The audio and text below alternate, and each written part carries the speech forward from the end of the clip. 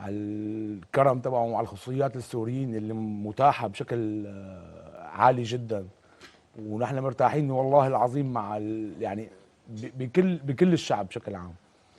بس احنا بنقول لكم اهلا بيكم في ارضكم او بلدكم الثانيه مصر يعني. الله يبارك اهلا فيك. بيكم. نحن اخترنا مصر لانه هي الدوله، يعني اقول لك اياها يعني هيك بشكل واضح اكثر، يعني هي الدوله الاقرب الى قلبنا وقلب اغلب السوريين او اكثر السوريين تقريبا، ويعني وهذا الشيء من عصور موجود بيناتنا. طب انت في مشكله بتواجهك في مصر؟ مشاكل يعني يلي هي عباره عن السوشيال ميديا اللي كنتوا عم تحكوا فيها. ايوه، انا عايز اقول لك يعني هل السوشيال ميديا مأثره عليك كمستثمر؟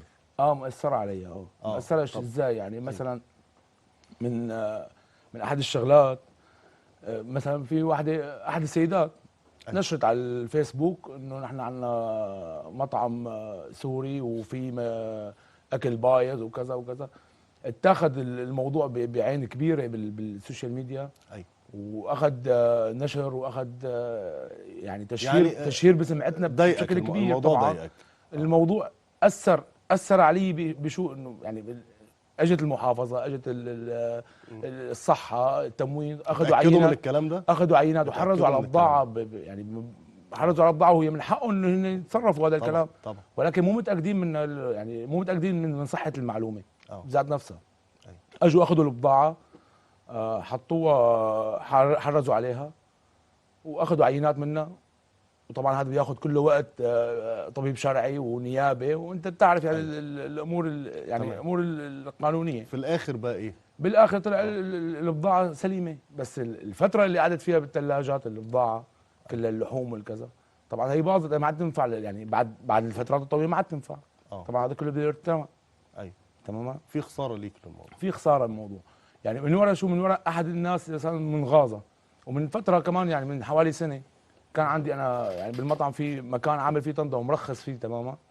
احد الناس ماري بالشارع صور وبعت على الفيس. ايوه. طبعا هذا اتخذ قرار وطلع في قرار نيابي بازاله المخالفه. وانت معك رخصه بالكلام ده؟ معايا رخصه بالكلام ده. وما عاد جددوا لي اياه، الحي ما عاد جدد لي اياه. ايوه. الترخيص هذا ما عاد جددوا لي اياه. عملوا لي ازاله عليه بشكل عام وخسروني حوالي 2 مليون جنيه.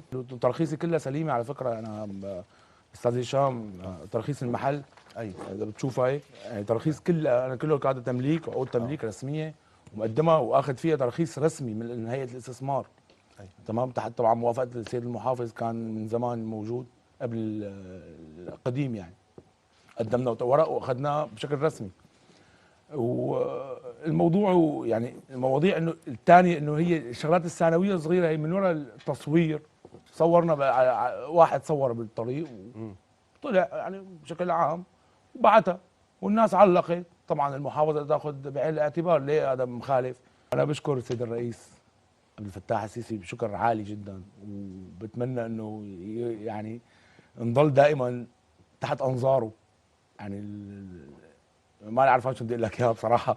يعني السيد الرئيس يعني اخذنا هو كاولاده طبعا. وحافظ علينا حفاظ عالي جدا. طبعا. وحتى المستثمرين كان احنا يعني جدا اعطانا تسهيلات وقالنا فوتوا اشتغلوا واعملوا وساووا وضمن القانون طبعا.